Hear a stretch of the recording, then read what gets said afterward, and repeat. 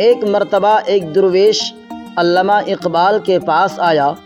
آپ نے حسب عادت اس سے دعا کی درخواست کی۔ پوچھا، دولت چاہتے ہو؟ علامہ اقبال نے جواب دیا، میں درویش ہوں، دولت کی ہوس نہیں۔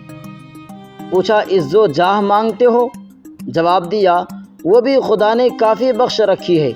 پوچھا، تو کیا خدا سے مانگنا چاہتے ہو؟ جواب دیا، سائیں جی کیا کہہ رہے ہو، میں بندہ، وہ خدا، بندہ خدا سے کیوں کر مل سکتا ہے؟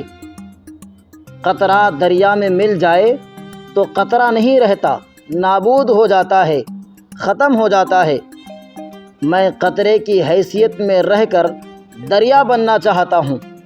یہ سن کر اس درویش پر خاص کیفیت طاری ہوئی۔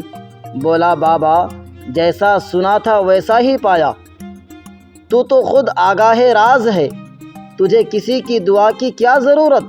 کہاں سے تو نے اے اقبال سیکھی ہے یہ درویشی؟